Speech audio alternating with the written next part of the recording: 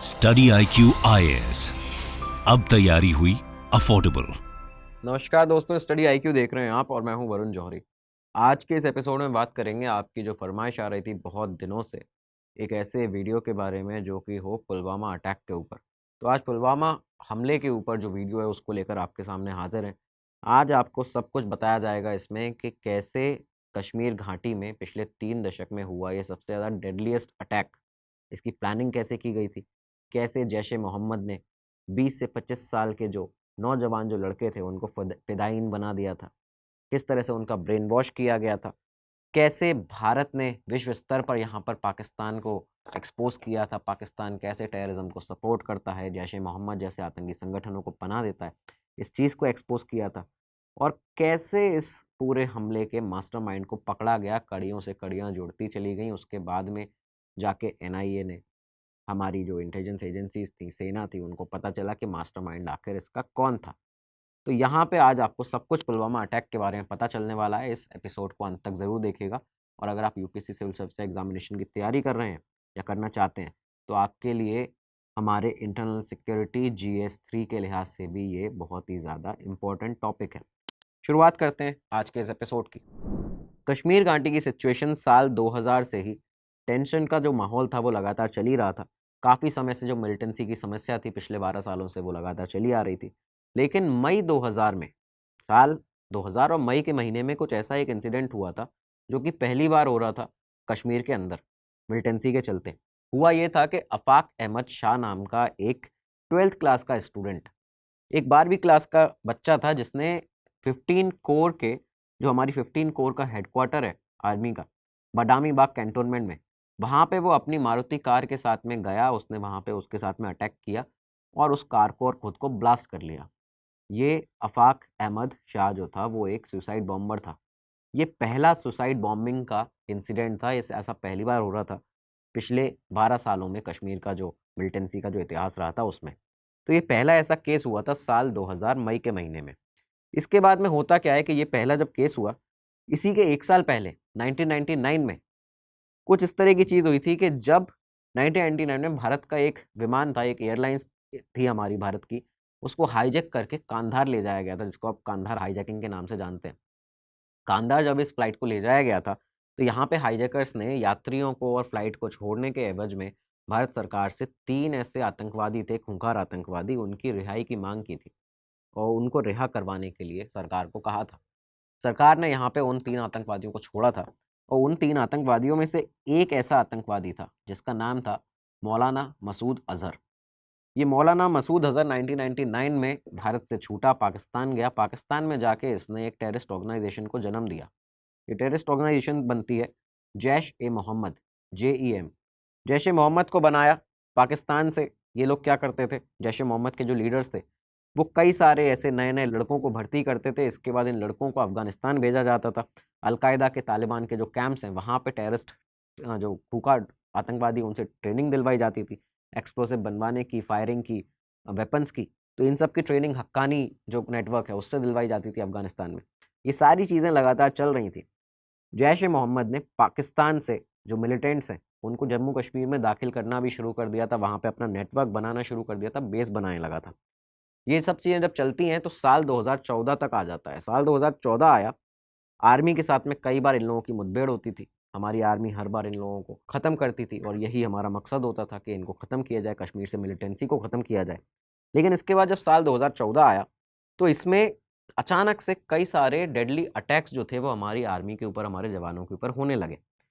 आंकड़े जो बताए जाते हैं 2014 से 2018 के बीच के जो ऑफिशियल आंकड़े आए थे वो ये था कि 4 सालों में जम्मू कश्मीर ने 93% जो राइज था डेथ ऑफ सिक्योरिटी पर्सनल्स, जो हमारे सुरक्षा कर्मी थे, जो वो वीर गति को प्राप्त हुए, उसमें 93% का राइज आया था। और ये ज़्यादातर वो एरियाज़ थे जहाँ पे, जिनमें मेजर एरिया बताया जाता था पुलवामा का रीजन। पुलवामा रीजन में ये सारे अटैक ज़्यादातर हुए थे। और मिनिस्ट्री ऑफ होम अफेयर्स का जो डेटा है वो ये बताता है यहाँ पे कि जो टेरर एक्टिविटीज़ थी वो 176% तक उनमें राइज आया था, जिसकी वजह से 1700 टेररिस्ट एक्टिविटीज़ उस समय पे उन 4 सालों में हुई थी। इस साल आ चुका था 2018। दोस्तों, इस एपिसोड में आगे बढ़ने से पहले आपको बता दें, फॉर द UPSC एस्पिरेंट्स, आप लोग जो ये वीडियो देख रहे हैं अगर आप सिविल सर्विस एग्जामिनेशन की तैयारी करना चाहते हैं, कर रहे हैं, तो यहाँ पे इस वीडियो के डिस्क्रिप्शन में जाके एक बार ज़रूर देखिए। आपको बहुत सारे बैचेज़ मिल जाएंगे, बहुत से कोर्सेज़ मिल जाएंगे, बहुत अच्छे से स्ट्रक्चर्ड हैं, वेल स्ट्रक्चर्ड, बहुत अच्छे फैकल्टीज़ के साथ में, बेस्ट स्टडी मटेरियल के साथ में। और यहाँ पे इन कोर्सेज़ को लेने के लिए आपको एक कोड दिख रहा होगा वीजे लाइव, जो आपको आपकी स्क्रीन पर दिखेगा। सारी डिटेल्स आप पढ़ लीजिएगा, भली बात ही आप वाकिफ़ हैं कैसे आपको क्या चीज़ें चाहिए। ये जो कोर्स है इस पे आपको अफोर्डेबल रेट्स में ये पहले से है, लेकिन इस पे और बड़ा डिस्काउंट पाने के लिए वीजे लाइव ये आपका कोड है, ये आपको यहाँ पे लगाना है। आप इसके साथ में एक बड़ा डिस्काउंट पाएंगे, अपनी तैयारी को मजबूत बनाएंगे। तो इस वीडियो के डिस्क्रिप्शन में जाइए, इस अपने कोर्स को परचेज़ कीजिए, देखिए वहाँ पे इस कोड को लगाइए, अपनी तैयारी को मजबूत बनाइए। धन्यवाद। तो अब आगे बढ़ते हैं अपने एपिसोड में। ये साल आ चुका था 2018। पुलवामा का एक लड़का हुआ करता था, आदिल अहमद डार। आदिल अहमद डार नाम का ये लड़का था, जो कि एक आतंकी के मरने पर, जैश ए मोहम्मद के ही एक आतंकी के मरने पर सेना के खिलाफ, इंडियन आर्मी के खिलाफ सामने उतर चुका था। ये प्रदर्शन करने के लिए जो बाकी लोग जो पत्थरबाज वहाँ पे होते थे उनके साथ में सामने उतर चुका था। इसके बाद कई बार इसको जम्मू कश्मीर की पुलिस ने, बताया जाता है 6 बार इसको जम्मू कश्मीर की पुलिस ने अलग अलग मामलों में पहले हिरासत में भी लिया था, लेकिन फिर वार्निंग देके उसको छोड़ दिया जाता था। लेकिन मार्च 2018 जब आता है, तो मार्च 2018 में आदिल अपने घर से निकला अपनी साइकिल पर, और उसके बाद ये कभी भी फिर अपने घर में पुलवामा में वहाँ पे वापस कभी नहीं आया। दरअसल आदिल ने जैश ए मोहम्मद के जो कश्मीर, जो साउथ कश्मीर में शाहिद बाबा जो ग्रुप था, जैश ए मोहम्मद का जो बेस था वहाँ पे उसका, उसे ज्वाइन कर लिया था। आदिल ने पहले शाहिद बाबा का जो ग्रुप था उसको ज्वाइन किया। शाहिद बाबा उस समय पे हुआ करता था। इसके बाद में शाहिद बाबा का जब एनकाउंटर हुआ, तो फिर मुदस्सिर खान, जो कि 2017 में, जिसने सीआरपीएफ कैंप में लैथपोरा में वहाँ पे अटैक किया था, जिसमें हमारे कुछ जवानों को इंजरी हुई थी, वहाँ पे उनको क्षतिग्रस्त किया गया था। तो यहाँ पे जो ये मुदस्सिर खान था, इसका ग्रुप इसने ज्वाइन कर लिया, आदिल अहमद डार ने। तो ये यहाँ पे इसका ग्रुप ज्वाइन कर लेता है, और उसके बाद में ये बेसिकली जैश ए मोहम्मद के लिए आदिल अहमद डार फिदायीन स्क्वाड में, उसकी फिदायीन स्क्वाड के अंदर काम करना शुरू कर देता है। महज 22 साल का लड़का, 22 साल का लड़का ये साउथ कश्मीर के एक जैश ए मोहम्मद के ग्रुप के साथ में कनेक्ट हो जाता है। अगले ही महीने अप्रैल आता है। अप्रैल 2018 में आदिल की मुलाकात होती है एक सेफ हाउस में, पुलवामा के अंदर ही एक सेफ हाउस में, इदरीस भाई नाम के एक शख्स से। ये जो इदरीस भाई था, जिसे जैश ए मोहम्मद का ही ऑपरेटिव जो वहाँ पे हुआ करता था, आशिक अहमद नांगरू, जो कि एक ट्रक ड्राइवर था, पहले जम्मू कश्मीर पुलिस का इन्फॉर्मर हुआ करता था, बाद में जैश ए मोहम्मद के साथ में काम करने लगा। तो ये जो आशिक नांगरू था, ये इसे लेकर आया था इदरीस भाई को यहाँ पे सेफ हाउस के अंदर, और यही उसको कठुआ से, जो कठुआ का हरिनगर है, वहाँ से कश्मीर में लाया था। तो ये यहाँ पे जब ये रुका हुआ था इदरीस भाई, तब आदिल की अप्रैल 2018 में उससे मुलाकात होती है। ये जो इदरीस भाई था, जो कि भारत के अंदर इंटरनेशनल बॉर्डर को लांग कर, उसको क्रॉस कर कर एंटर हुआ था जम्मू कश्मीर के सांबा सेक्टर से।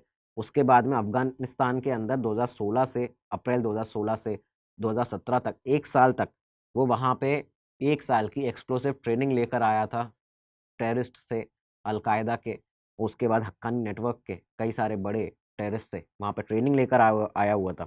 ये इदरीस भाई कोई मामूली शख्स नहीं था, और ना ही ये इदरीस भाई उसका असली नाम था।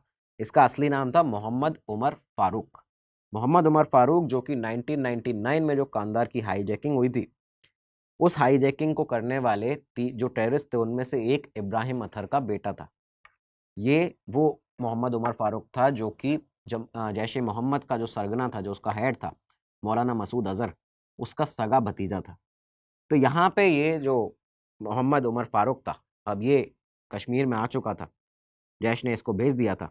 अप्रैल 2018 में ही मोहम्मद उमर फारूक को पुलवामा में जैश ए मोहम्मद का कमांडर बना के भेजा गया था।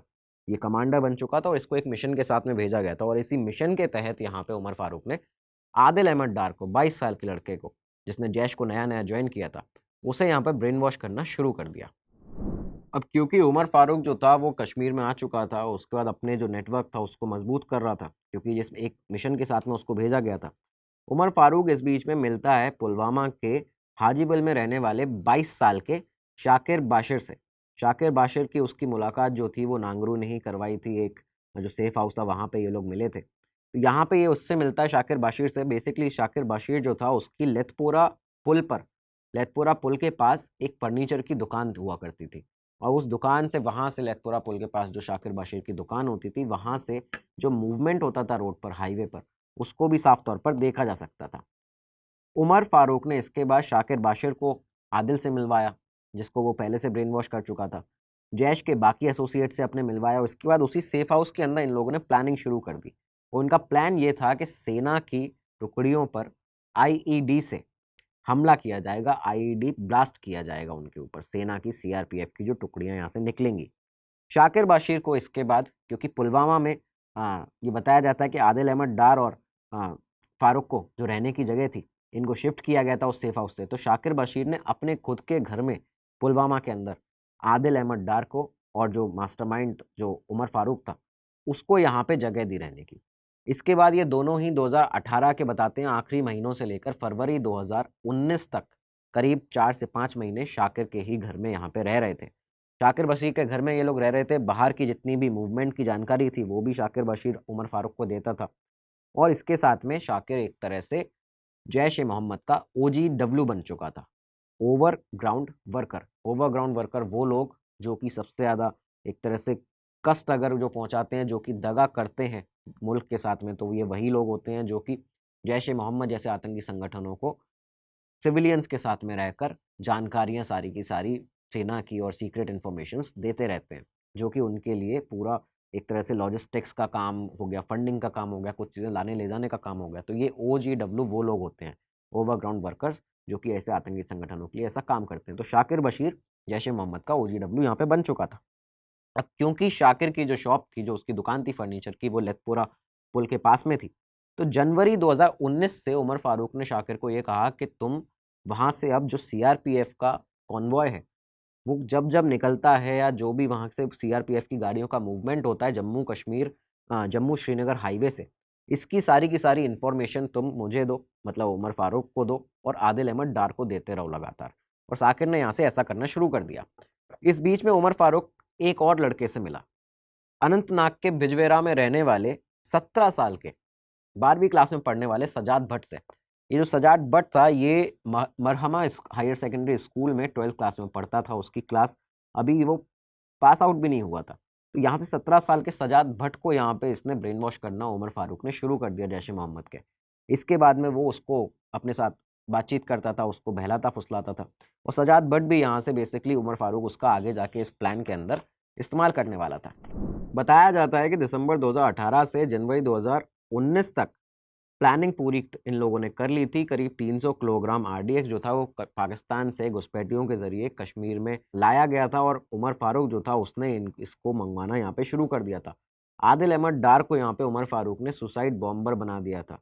वो फिदायीन स्क्वाड में था जैश ए मोहम्मद की, उसको दाखिला आदिल अहमद डार को फिदायीन स्क्वाड में दिया गया था, और यहाँ से उसे सुसाइड बॉम्बर बना दिया गया था। इस तरह का उसका ब्रेन वॉश यहाँ पे उमर फारूक ने किया था।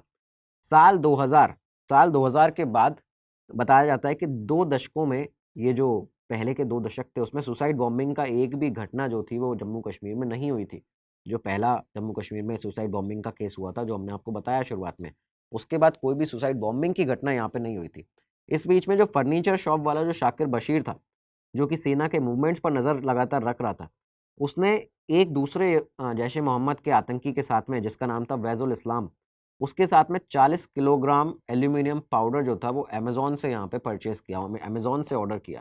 साथ में इन लोगों ने एल्यूमिनियम नाइट्रेट और जेलेटिन स्टिक्स, एल्यूमिनियम पाउडर, कई सारी ऐसी चीज़ें जो थी वो अमेज़ॉन से यहाँ पे मंगवाई थी। जूते भी मंगवाए थे उस ऑर्डर के अंदर, ये बाद में पता चला सेना को।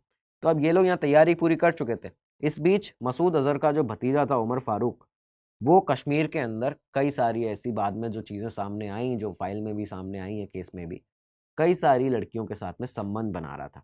इन्हीं में से एक लड़की थी पुलवामा की रहने वाली इंशा जहान। इंशा जान जो थी, उसके पिता जैश ए मोहम्मद के लिए OGW का काम करते थे, ओवरग्राउंड वर्कर का। वो भी यहाँ पे जैश ए मोहम्मद के पास सारी खुफिया इन्फॉर्मेशन, उनको लॉजिस्टिक सपोर्ट देना, रहने करने की व्यवस्था करना, ये सब किया करते थे। तो इंशा जहान के घर पर बताया जाता है, क्योंकि उसके पिता जो थे वो जैश ए मोहम्मद के OGW थे, तो मोहम्मद उमर फारूक इंशा जान के घर पे जनवरी 2019 के आखिरी दिनों में कई बार आया और कई बार वहाँ पे रुकता था। आखिरी दिनों में जब ये यहाँ पे रुका था, तो ये बताया जाता है कि आदिल अहमद डार का यहाँ पे एक प्रोपेगेंडा वीडियो बनाया गया, क्योंकि आदिल अहमद डार को यहाँ पे उसको एक तरह से फ्रंट मैन बनाया गया था, उसको यहाँ पे सुसाइड बॉम्बर बनाया गया था इस हमले को करने के लिए। तो आदिल अहमद डार का एक प्रोपेगेंडा वीडियो बनाया गया, जिसमें जैश ए मोहम्मद जो था वो उसे उस वीडियो को हमले के बाद रिलीज़ करने वाला था। और इस वीडियो में आदिल अहमद डार ने जो कहा था, उसमें बताया जाता है कि आवाज़, क्योंकि आदिल अहमद डार उसको डब नहीं कर पा रहा था, हर बार उसको अलग-अलग टेक लेने पड़ रहे थे। तो जो आवाज़ थी वो दूसरे शख्स की थी, जो एक दूसरा टेररिस्ट था, और यहाँ पे आदिल अहमद डार उस वीडियो में दिख रहा था। तो उसमें उनका कहना था कि हमारा सामना तुम गाय का पेशाब पीने वालों के बस की बात नहीं है। हमारा सामना करना तुम गाय के पेशाब पीने वालों के बस की बात नहीं है। तो ये उस वीडियो के अंदर कहा जा रहा था। इसके बाद में क्या हुआ कि जब ये वीडियो बन चुका था, तो जैश ए मोहम्मद का जो प्लान था, जो उसमें इन्हें एक गाड़ी की ज़रूरत थी, एक कार की ज़रूरत। तो इसके लिए अब यहाँ पे किसका इस्तेमाल किया गया, जो कि सबसे छोटा 17 साल का एक लड़का था, सजाद भट्ट। सजाद भट्ट का यहाँ पे इस्तेमाल किया उमर फारूक ने। उमर फारूक ने सजाद भट्ट को पूरा ब्रेन वॉश कर लिया था। सजाद भट्ट ने 2 फरवरी 2019 को एक नीले कलर की मारुति एको कार खरीदी। एक मारुति एको कार खरीदता है और ये जो कार थी इसको शाकिर बशीर के घर में यहाँ पे पार्क कर दिया गया। पहले वीक में ही फरवरी 2019 में, जब फरवरी आ चुका था 2019, पहले वीक में ही फारूक ने, समीर डार, आदिल अहमद डार और शाकिर बशीर ने यहाँ पे जितना जो RDX आया था, जो एल्यूमिनियम, कैल्शियम अमोनियम नाइट्रेट इनके पास में था, जेलेटिन स्टिक्स थी, एल्यूमिनियम पाउडर था, उनसे यहाँ पे IED ब्लास्ट बनाने की तैयारी शुरू कर दी और इनको 2 कंटेनर्स में भरना शुरू कर दिया इस RDX को। एक कंटेनर था जिसमें 160 किलोग्राम का एक कंटेनर बनाया गया और दूसरा कंटेनर बनाया गया 40 किलोग्राम का। तो 40 किलो का एक और 160 का एक। इन दोनों ही कंटेनर्स को बताया जाता है कि ये लोग इससे ही अटैक यहाँ पे करने वाले थे। उमर फारूक का बेसिकली प्लान ये था कि 6 फरवरी को आने वाली जो 6 फरवरी है, कुछ ही दिनों के बाद में, 2019 में, उस पे CRPF का जो काफिला होगा, जो इस हाईवे से निकलेगा, जम्मू श्रीनगर हाईवे से, उस पे यहाँ पे अटैक किया जाएगा उस काफिले पर। और इसके लिए इन लोगों को क्या था कि ये जो 2 कंटेनर थे, इन्होंने इसमें जो मारुति एको कार जो सजाद भट्ट ने खरीदी थी, उसमें जाके उसके पीछे डिक्की में इन दोनों कंटेनर्स को वहाँ पे फिट कर दिया। इसके बाद फरवरी 6, 2019 के अटैक के लिए ये लोग पूरी तरह से तैयार थे। सुबह ही ये लोग अटैक वो करने वाले थे, लेकिन हुआ क्या कि भारी बर्फबारी के चलते जो हाईवे था उसको कुछ दिनों के लिए बंद कर दिया गया था व्हीकल मूवमेंट्स के लिए। कोई भी गाड़ी वहाँ से नहीं निकलेगी। इसके बाद अब ये लोग इंतज़ार करने लगे। 6 फरवरी को अटैक करना था, लेकिन वो प्लान कैंसिल हो गया। RDX से भरी हुई जो गाड़ी थी मारुति एको कार, उसको शाकिर बशीर के घर में ही रख दिया गया, वहाँ पे उसको पार्क कर दिया गया। लेकिन और अब इंतज़ार किया गया कि दोबारा हाईवे कब चालू होगा। इस बीच बताया जाता है कि कई बार हमारी इंटेलिजेंस एजेंसीज़ की तरफ से, मिलिट्री के इंटेलिजेंस की तरफ से कई बार इसे इनपुट दिए गए कि CRPF का जो काफ़िला है उस पर अटैक हो सकता है इस हाईवे पर। ये इनपुट सिक्योरिटी के दिए गए थे भारत में। 24 जनवरी 2019 का एक इनपुट बताया जाता है, जो कि एक अखबार ने भी यहाँ पे इसको छापा था। ये इनपुट ये बताता है कि जिसमें रिपोर्ट ये किया गया था कि जैश ए मोहम्मद का एक मिलिटेंट जो है मुदस्सिर खान, जिसका ग्रुप चलता है, हाँ, मोहम्मद भाई ग्रुप का, अवंतीपुरा में, कश्मीर के अंदर, वो कोई एक स्पेशल टास्क पर है और ये लोग एक फ़िदायीन अटैक करने वाले हैं। ये कर सकते हैं एक फ़िदायीन अटैक अगले कुछ दिनों के अंदर ही। इस ग्रुप के बारे में ये भी बताया था कि ये लोग शाहिद बाबा ग्रुप से भी कॉन्टैक्ट में हैं, जो कि राजपुरा पुलवामा का एक जम्मू कश्मीर के अंदर एक ग्रुप है, जैश ए मोहम्मद का। तो उसके साथ भी ये लोग कॉन्टैक्ट में हो और ये मिलकर एक बड़ा अटैक कर सकते हैं। जितने लोग इनमें इन्वॉल्व थे, आपने देखा होगा अभी तक जो हमने आपको बताया, वो भी इन्हीं दोनों ग्रुप में से आते थे और बाकी लोग जो वो थे जो पाकिस्तान से यहाँ पे दाखिल हुए थे कश्मीर के अंदर। इसके लिए यहाँ पे अब क्या था कि जब ये चीज़ें इनपुट्स भी आ चुके थे, तो काफ़ी हद तक ये बताया जाता है कि कुछ हद तक जो सिक्योरिटी थी, लोगों को ये पता था कि यहाँ पे ये अलर्ट पर उनको रहना ज़रूरी है कि यहाँ पे, क्योंकि कुछ भी यहाँ पे हो सकता है, इस तरह की बात सामने आती है।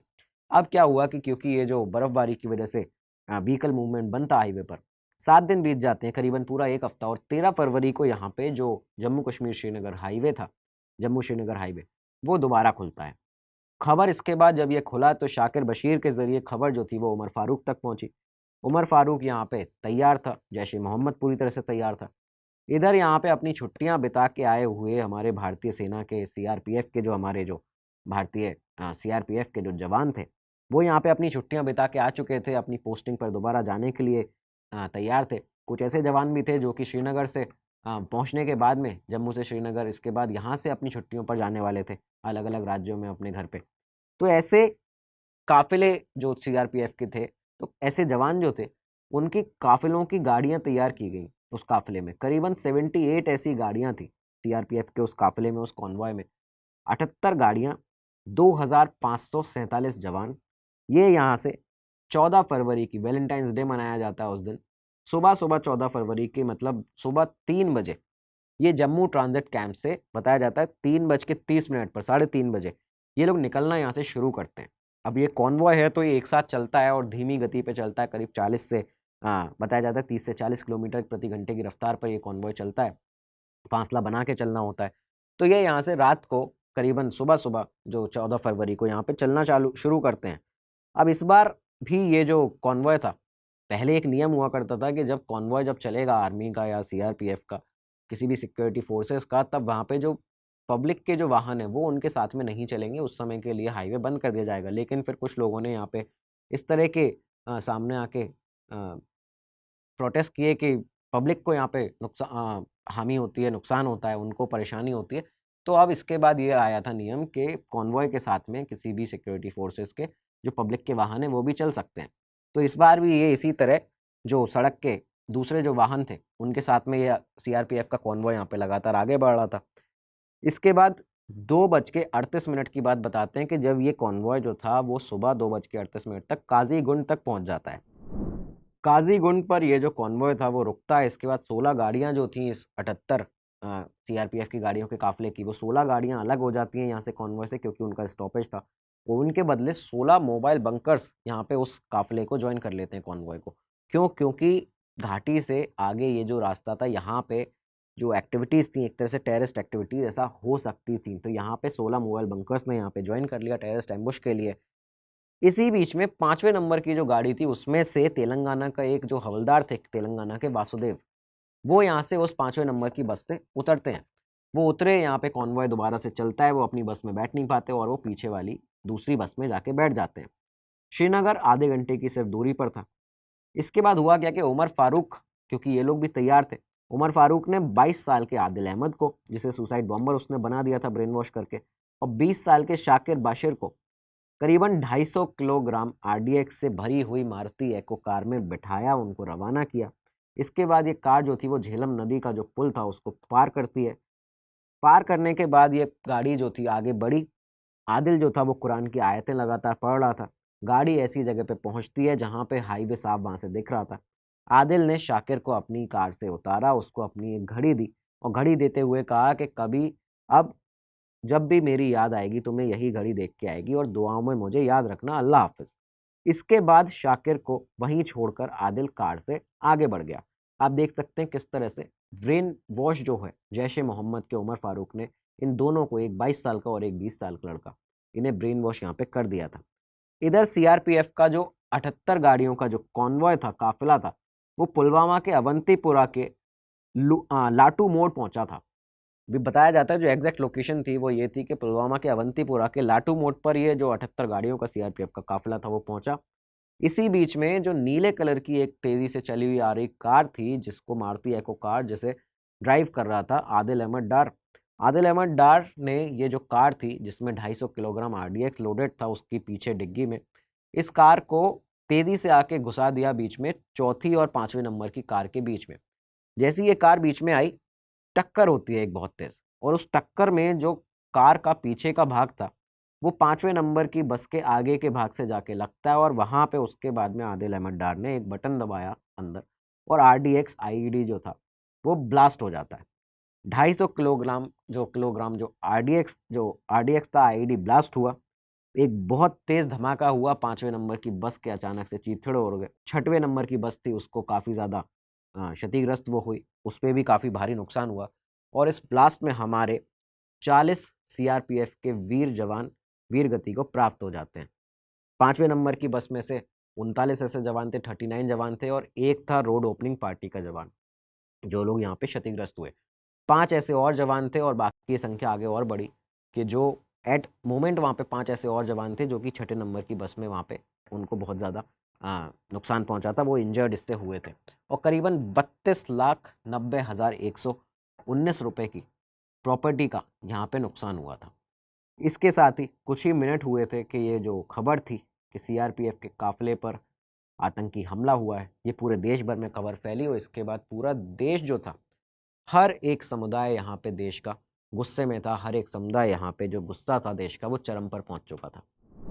इस हमले के बाद ही जैश-ए-मोहम्मद ने जो वीडियो आदिल से रिकॉर्ड करवाया था इंशा जहान के घर पर उमर फारूक ने, एक प्रोपेगेंडा वीडियो, उस वीडियो को यहाँ पे जैश-ए-मोहम्मद ने रिलीज़ किया, इस पूरे हमले की ज़िम्मेदारी ली कि ये हमला हमने कराया है और ये जो आदिल है वो हमारा लड़का था। तो यहाँ पे इसके बाद में हुआ ये कि कश्मीर की जो पुलिस थी और जम्मू कश्मीर की पुलिस थी, एनआईए था, हमें ये पता करना था कि अब ये मास्टरमाइंड इनका कौन है कश्मीर के अंदर, जिसने ये सब कुछ किया है। इसके लिए एनआईए के जम्मू कश्मीर के जो हेड थे, राकेश बलवाल, उनको यहाँ पे इसकी ज़िम्मेदारी सौंपी जाती है। राकेश बलवाल मणिपुर कैडर के आईपीएस ऑफिसर थे, आईपीएस अधिकारी थे। उनकी टीम ने यहाँ पे पुलवामा की जो लोकेशन थी जहाँ पे ब्लास्ट हुआ था, वहाँ पे सर्च ऑपरेशन करना शुरू किया। सर्च ऑपरेशन में मारुति कंपनी को यहाँ पे बुलाया गया था। मारुति कंपनी को बुलाया गया, इंजीनियर्स को बुलाया गया। उसके बाद में जो परकच्चे थे जो बस के जो कार के, उनकी जाँच की गई। तो उन कार के परकच्चों की यहाँ पे जाँच की गई। उसके बाद में पता चला कि ये जो कार थी वो मारुति एको कार थी नीले कलर की, जिसको उसके बाद उसके रजिस्ट्रेशन जो चेसिस नंबर वगैरह को देखा गया, तब जाके पता चला कि एक कार जो है वो 6 बार बेची गई थी। पहली बार इस कार को 2011 में बेचा गया था अनंतनाग के हेवन कॉलोनी में रहने वाले मोहम्मद जलील हक्कानी को। पहली बार ये कार उन्होंने खरीदी थी। उसके बाद में 6 बार बेचने के बाद ये कार का जो आखिरी मालिक था वो बना था ब्लास्ट से महज़ कुछ ही दिन पहले, महज़ 12 दिन पहले ब्लास्ट से, 2 फरवरी 2019 को, और ये लड़का था विजयवाड़ा का सज्जाद भट्ट। सज्जाद भट्ट वही जिसको ब्रेन वॉश कर दिया था उमर फारूक ने। इसके बाद इसी बीच में क्या था कि 20 फरवरी को राकेश बलवाल जो एनआईए के उस समय हेड थे जम्मू कश्मीर के, वो सर्च ऑपरेशन कर रहे थे और उन्हें ब्लास्ट की लोकेशन पर कार की चाबी मिलती है। इसी कार की चाबी मारुति एको कार की, और उस चाबी के साथ में आसपास कुछ हड्डियां पड़ी हुई थी, वो हड्डियां मिलती हैं। जब उन्होंने, क्योंकि वीडियो ये सामने था आदिल अहमद डार जो था उसका, तो जब ये पता किया आदिल अहमद डार के घर तक वो लोग पहुंचे, उसके बाद उसका डीएनए जब टेस्ट किया गया ये पता करने के लिए कि वो असल में वही था जो जिसने कार ब्लास्ट किए, तब डीएनए उसके पिता से मैच होता है आदिल के, और आदिल अहमद डार का ये पुख्ता तौर पर नाम साफ होता है कि ये जो गाड़ी चला रहा था जो कार, वो लड़का आदिल अहमद डार था 22 साल का। इसके बाद एनआईए और जम्मू कश्मीर पुलिस कार का जो ओनर था उस तक पहुंचना चाहती है। सज्जाद भट्ट का नाम यहाँ पे सामने आया कि कार का जो ओनर, जो आखिरी बार जिसने कार खरीदी है 2019 में ब्लास्ट के कुछ ही दिन पहले 2 फरवरी को, सज्जाद भट्ट उसके घर पे पहुंचे। BJ-12 जो जगह है कश्मीर की, वहाँ पे जो सज्जाद भट्ट का घर था, जब ये लोग उसके घर पर पहुंचे तो वो अपने घर पर मिला नहीं। परिवार से पूछताछ की तो परिवार ने कहा कि वो 22 तारीख को घर से रात को निकल गया, उसके बाद वो वापस नहीं लौटा। जब उन्होंने उसको फ़ोन किए तो उसका फ़ोन स्विच्ड ऑफ आ रहा था, और उसके बाद में उन्होंने ये भी कहा कि हमें कुछ भी नहीं पता कि उसके दिमाग में चल क्या रहा था और उसने क्या किया है। इसी के साथ में जब ये चीज़ें चली रही थी, ये 22 फरवरी का दिन, और आप देखिए कि करीबन सिर्फ 3 दिन बाद ही 25 फरवरी का वो दिन था। 25 फरवरी को सोशल मीडिया पर एक बहुत ही तेज़ी से एक फ़ोटो वायरल होता है, और ख़ासकर जम्मू कश्मीर के अंदर ये फ़ोटो बहुत तेज़ी से वायरल हो रहा था। ये फ़ोटो था सज्जाद भट्ट का। सज्जाद भट्ट जिसमें अपने हाथ में AK-47 राइफ़ल लिए हुए था। उसके फ़ोटो के ऊपर कई सारी चीज़ें लिखी थी, नीचे पिस्टल रखी थी, ग्रेनेड रखे थे, और AK-47 उसके हाथ में थी। एक AK-47 को ग्लोरीफाई करते हुए उसका वो फ़ोटो था, और उसमें लिखा था कि सज्जाद ने जो जैश-ए-मोहम्मद जॉइन कर लिया है, और उसको कोड नेम वहाँ पे दिया गया था अफ़ज़ल गुरु। तो आप ये देखिए कि 17 साल का सज्जाद भट्ट, जिसका 12th क्लास जिसकी पूरी नहीं हुई थी, जो 12th में पढ़ रहा था मरहमा हायर सेकेंडरी स्कूल में, उसने यहाँ पे जैश-ए-मोहम्मद का फ़िदायीन स्क्वाड जॉइन कर लिया था। वही फ़िदायीन स्क्वाड जिसमें आदिल अहमद डार भी था, जिसने पुलवामा अटैक किया था, जो सुसाइड बॉम्बर बना था। इधर भारत सरकार ने यहाँ पे सख्त कदम उठाना शुरू किए। प्रधानमंत्री नरेंद्र मोदी ने उस समय पे सिक्योरिटी फोर्सेस को फ्री हैंड दे दिया था पुलवामा अटैक के बाद, कि आप रिटेलिएट करिए, आपको जहाँ पे लगे कि जो लोग इसमें शामिल थे वो हैं, उनके ऊपर सख्त कदम उठाइए। एक बहुत ही हाई लेवल CCS मीटिंग की गई, cabinet committee on security meeting की गई, और इस मीटिंग में बताया जाता है, इस मीटिंग के बाद फाइनेंस मिनिस्टर अरुण जेटली ने यहाँ पे ये एक तरह से स्टेटमेंट दिया था, और ये आदेश दिया था, ये डिक्लेयर कर दिया था कि भारत जो है अपना मोस्ट फेवर्ड नेशन स्टेटस, जो कि वर्ल्ड ट्रेड ऑर्गेनाइजेशन WTO के अंडर में जो फ्रेमवर्क में उसके एक स्टेटस है, WFN status, most favoured nation status, MFN status, ये पाकिस्तान से हम विड्रॉ करते हैं। मतलब भारत ने अपना MFN स्टेटस पाकिस्तान से यहाँ पे विड्रॉ कर लिया था। इसके बाद ये वो पॉइंट था जब दो देशों के बीच में जो ट्रेड टाइज थी, जो कि हम एक साथ ट्रेड करते थे, भारत और पाकिस्तान के बीच में जो ट्रेड था वो दो पड़ोसी देशों के बीच में यहाँ से ख़त्म हो गया था। रिपोर्ट्स के मुताबिक भारत ने यहाँ पे एक बड़ी मीटिंग की थी जिसमें इनवॉइस को बुलाया गया था 25 कंट्रीज़ के, including P5 Nations, including US, Russia, China, UK and France. तो ये भी यहाँ पे था। बेसिकली डिप्लोमेटिक तरीके से भी सख्त रुख अपनाना पाकिस्तान के खिलाफ भारत ने यहाँ पे शुरू कर दिया था। और इसके बाद ही क्या हुआ कि ब्लास्ट के करीबन 12 दिन के अंदर ही, 12 दिन के बाद 26 फरवरी को हमारे एक इंटेलिजेंस लेड ऑपरेशन के चलते हमारा जो भारत का, हमारी इंडियन फोर्सेस का जो इंटेलिजेंस लेड ऑपरेशन था, उसमें इंडियन एयरफोर्स के जेट्स ने, हमारे जो एयर जेट्स हैं, उन्होंने जैश ए मोहम्मद के बालाकोट में, पाकिस्तान के अंदर बालाकोट में जो उसके जो कैंप्स थे खैबर पख्तूनख्वा में पाकिस्तान के, तो वहाँ पे जो उसका कैंप्स थे वहाँ पे एयर स्ट्राइक की और उस एयर स्ट्राइक में 200 से 250 जैश ए मोहम्मद के मिलिटेंट्स, उसके आतंकवादी मारे गए थे, उन्हें ख़त्म कर दिया था। तो ये एक हमारी एयर स्ट्राइक थी। इसके बारे में एक डिटेल एपिसोड, कैसे इसको किया गया था, इसकी प्लानिंग कैसे हुई, गवर्नमेंट मिनिस्ट्री में किस तरह से इसकी बात आगे बढ़ी, इसके बारे में भी आपको बताएंगे कि उन 12 दिनों की कहानी क्या थी और उसके बाद उस एयर स्ट्राइक की कहानी क्या थी। तो ये भी आपको बताएंगे आगे के एपिसोड्स में। लेकिन इसके बाद हुआ क्या कि जब हमने, भारत ने ये सब चीज़ें कर ली, अभी भी हमें ये नहीं पता था कि पुलवामा का मास्टरमाइंड कौन है। ये पता करना था। हमारी सिक्योरिटी फोर्सेस ने रिटेलिएट करना शुरू कर दिया था। पाकिस्तान कनेक्शन यहाँ पे निकल आया था, लेकिन ये नहीं पता था कि पुलवामा का अटैक जो है उसका पुलवामा के अंदर, कश्मीर के अंदर मास्टरमाइंड कौन था। तो पाकिस्तान कनेक्शन साफ था यहाँ पे, जैश ए मोहम्मद ने इसकी जिम्मेदारी भी ले ली थी। ये पता करना था अब हमारी फोर्सेस को, सिक्योरिटी फोर्सेस को, कि इसका मास्टरमाइंड अब है कौन आखिर यहाँ पे। इसके लिए इन्होंने रिटेलिएट करना शुरू किया सिक्योरिटी फोर्सेस ने। पहला रिटेलिएशन जो था, जो अटैक किया गया, जब जानकारी मिली कि यहाँ पे कुछ आतंकवादी छुपे हैं, तो वो था पिंगलिश में 11 मार्च को जो अटैक किया गया, उसमें जैश ए मोहम्मद का एरिया कमांडर हुआ करता था मुदस्सिर खान, वो यहाँ पे मारा गया, जो जिसने पूरा सुपरवाइज किया गया था इस उसके द्वारा इस पूरे प्लान को, पुलवामा अटैक को, उसको मार गिराया। उसके बाद ही 29 मार्च 2019 को, 29 मार्च को खबर मिली कि त्राल इलाके में कश्मीर के अंदर जैश ए मोहम्मद के कुछ आतंकी छुपे हुए हैं। यहाँ पे एनकाउंटर हुआ, सिक्योरिटी फोर्सेस ने एक लंबा ऑपरेशन चलाया और इस एनकाउंटर में इदरीस भाई जो कि मोहम्मद उमर फारूक, इदरीस भाई और आईईडी एक्सपर्ट कामरान, जो दोनों ही पाकिस्तान से घुसे हुए थे कश्मीर के अंदर, इन दोनों को ही यहाँ पे सेना से मुठभेड़ में मार दिया जाता है। तो अब आप यहाँ पर ये देखिए कि 29 मार्च को यहाँ पे इदरीस भाई जो कि उमर फारूक था, उसको मार दिया गया था। लेकिन फिलहाल भी यहाँ पे भी ये पुख्ता तरीके से सेना के सामने, हमें ये एनआईए को नहीं पता था कि मास्टरमाइंड आखिर में असल में यही था या नहीं, क्योंकि किसी का बयान नहीं था, किसी का ये नहीं था कि किसी ने बताया हो जो इस पूरी प्लानिंग में इन्वॉल्व था कि आखिर में मास्टरमाइंड इदरीस भाई ही था, उमर फारूक ही था। तो यहाँ पे उमर फारूक और इदरीस भाई के बीच का कनेक्शन भी निकालने में एनआईए को काफ़ी मुश्किल आ रही थी। उनके बारे में, उसके दोनों के बीच क्या रिलेशन है या दोनों एक ही आदमी है, ये पता भी करना था। इसके लिए क्या किया गया कि कुछ ही महीनों बाद में और जगह छापे मारे गए जहाँ से खबरें मिलती थी, वहाँ पे जाया गया, एनकाउंटर्स हुए। 17 जून 2019 को अनंतनाग के मरहमा में सज्जाद भट्ट, जो गाड़ी का ओनर था, जो 17 साल का लड़का था जिसने जैश ए मोहम्मद ज्वाइन कर लिया था, उसका फोटो वायरल हुआ था, तो वो सज्जाद भट्ट जो था उसको घेर लिया जाता है मरहमा में, अनंतनाग के। रात को जो गोलीबारी थी वो चालू हुई। सुबह 11 बजे तक ऑपरेशन चला। रात को करीबन 2 से 3 बजे से ऑपरेशन स्टार्ट हुआ था। ये लोग एक घर में छुपे हुए थे। सुबह 11 बजे तक ये ऑपरेशन चलता है। उसके बाद 11 बजे जब सज्जाद भट्ट ने उस घर से भागने की बाहर कोशिश की, उसे यहाँ पे हमारी सिक्योरिटी फोर्सेज ने मौत के घाट उतार दिया, उसको मार दिया। इसके बाद भी यहाँ पे अब सज्जाद भट्ट भी मर गया। तो फिर से किसी को पकड़ना था, क्योंकि किसी ना किसी का बयान ज़रूरी था जिससे जो ये पूरा बता पाए कि आखिर ये असल में किसने इसको अंजाम दिया है, मास्टरमाइंड कौन था। तो इसके लिए यहाँ पे इस बीच में ये हुआ था कि जो शाकिर बशीर था, जो फर्नीचर शॉप वाला शख्स जिसने पूरी इन्फॉर्मेशन दी थी, जो रेकी करता था आर्मी के, सीआरपीएफ के मूवमेंट की गाड़ियों के, शाकिर बशीर को यहाँ पे एनआईए ने पकड़ लिया था। ये उनकी गिरफ्त में था और काफ़ी टाइम से ये कुछ बता नहीं रहा था। एक आतंकवादी से जिसको ब्रेन वॉश किया गया हो, उससे कुछ भी उगलवाना बहुत ज़्यादा मुश्किल होता है। शाकिर बशीर से नरमी से पेश आया जा रहा था। क्यों? क्योंकि उससे काफ़ी सारी चीज़ें हमें पता करनी थी।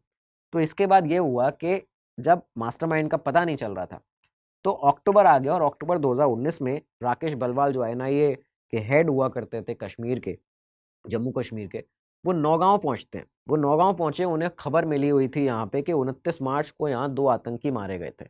2 आतंकी कौन? एक कामरान और एक इदरीस भाई। तो यहाँ पे इनको ये खबर मिलती है कि 29 मार्च को 2 आतंकियों को मारा था। इनको यहाँ से इस लोकेशन पे जब इन्होंने सर्च ऑपरेशन चलाया तो 2 फ़ोन मिलते हैं बहुत ही डैमेज हालत में। एक आईफ़ोन था और एक था सैमसंग S9 प्लस। तो ये डैमेज फ़ोन्स दोनों मिलते हैं। इन दोनों फ़ोन्स को CERT इंडिया को भेजा जाता है, कंप्यूटर इमरजेंसी रिस्पॉन्स टीम को इंडिया की, उसको भेजा यहाँ पे जाता है। 1 हफ्ते के बाद में CERT की तरफ से रिस्पॉन्स आता है। रिस्पॉन्स क्या आया कि फ़ोन के अंदर करीबन 100 GB डेटा मिला है और कई सारे फ़ोटोज़ मिले हैं और कई सारे ऐसी इन्फॉर्मेशन है जो कि आपके लिए जानना बेहद ज़रूरी है। एक तरह से इसको जैकपॉट कहा गया था। यहाँ पे क्या मिला था इस फ़ोन के अंदर जो फ़ोटोज़ थे उसमें कि एक सेल्फी थी जिसमें इदरीस भाई, एक दूसरा जो पुलवामा जो बॉम्बर था आदिल अहमद डार वो, और एक और शख्स की यहाँ पे फ़ोटो थी। इसी के साथ में इस फ़ोन में इदरीस भाई के कई और लड़कियों के साथ में फ़ोटोज़ भी मिले। इसके साथ उन्हें ये भी पता चला कि अमेज़न से एक पार्सल पूरा एक कंसाइनमेंट मंगवाया गया था। उस कंसाइनमेंट का नंबर जो था अमेज़न को कंपनी को भेजा गया, तो वहाँ से पता चला कि वैजुल इस्लाम के नाम पे भेजा गया है, जिसमें उसने एल्यूमीनियम पाउडर, बैटरी, चार्जर, चाकू और जूते, ये सब चीज़ें वहाँ पे मंगवाई थी जो हमने आपको बताया पूरा। इसी के साथ इसी फ़ोन में उमर फारूक जो था वो इंशा जहान से बात करता था, जिस लड़की के घर पे वो रुकता था जहाँ से आदिल अहमद डार का वीडियो बनाया था। इसी फ़ोन से वो बात करता था, तो यहाँ पे उसने इसमें से कुछ भी फ़ोटोज़ और वीडियोज़ डिलीट भी नहीं किए थे। ये अक्सर वहाँ पे रुकता था। जैश का जो OGW था वो इंशा जहान का पिता था, वो उसके लिए जैश के लिए काम करता था। फ़ोन पर यहाँ पे इंशा जहान के फ़ोटोज़ मिलते हैं। क्या फ़ोटोज़ थे? जिसमें इंशा जहान जो है वो आदिल के साथ में बैठी है, उसके हाथ में, इंशा के खुद के हाथ में पिस्टल है और असॉल्ट राइफ़ल है। इंशा जहान उसके साथ में पोज़ दे रही थी जब इसको पकड़ा गया, उसके पिता को पकड़ा गया। पहले उन्होंने मना किया कि ये लोग अचानक से हमारे घर में घुस आए थे और इसके बाद हम इसमें इन्वॉल्व नहीं है, लेकिन जब उसे ये फ़ोटोज़ दिखाए तब उसने जाके सब कुछ बताया कि किस तरह से यहाँ से ही आदिल का जो वीडियो है वो रिकॉर्ड हुआ है। उसके बाद में यहीं से ये लोग यहाँ पे कई बार आके रहा करते थे और उसके पिता जो हैं वो खुद ही काम करते हैं जैश-ए-मोहम्मद के लिए। ये भी उसने यहाँ पे बताया पुलवामा की रहने वाली इंशा जहान ने।